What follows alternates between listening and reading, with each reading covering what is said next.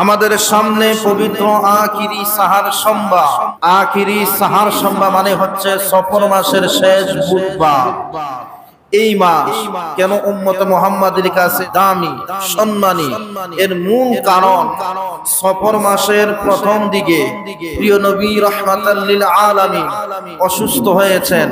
এমন অসুস্থ হয়েছেন নবীজি বিছানা থেকে উঠতে পারে না, মসজিদ নববীর মধ্যে জামাতে নামাজ আদায় করতে পারে না, নামাজের ইমামতি করতে পারে না। আল্লাহ তাআলার বিশেষ দয়ায় আমার নবী দীর্ঘদিন অসুস্থ থাকার পরে সফর মাসের শেষ বুধবারে সুস্থতার নিয়ামত লাভ করেছেন।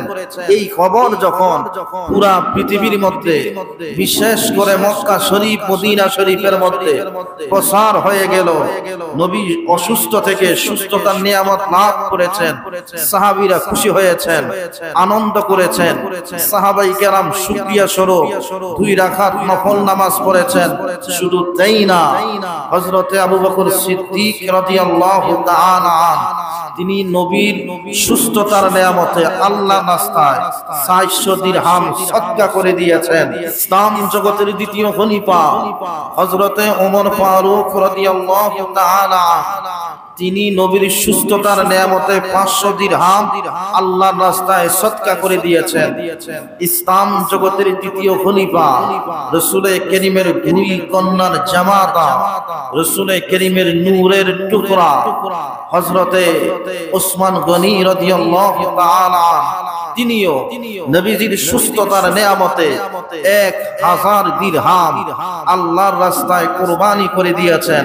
শুধু তাই না, রাসূল কারীমের চতুর্থ সাহাবী নবীজির কলিজার টুকরা হযরতে ফাতেমা রাদিয়াল্লাহু তাআলা আনহার স্বামী হযরতে হাসান এবং হুসাইনের আব্বা মাওলা আলী শেরে খোদা, যিনি হচ্ছেন নবীজির অন্যতম একজন নয়নের মণি, কলিজার টুকরা সাহাবী হযরতে আলী রাদিয়াল্লাহু তাআলা।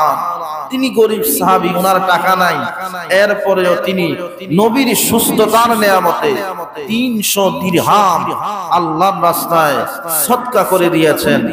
ইতিহাসের কিতাব আল বিদায়া ওয়ান নিহায়ার মধ্যে আমি গবেষণা করে পেয়েছি নবীজির আরেকজন সাহাবী হযরতে আব্দুর রহমান ইবনে আওফ রাদিয়াল্লাহু তাআলা তিনি আখিরি সাহার সম্বার মধ্যে নবীর সুস্থতার নিয়ামতের খবরে 100 উট আল্লাহর রাস্তায় কুরবানি করে দিয়েছেন।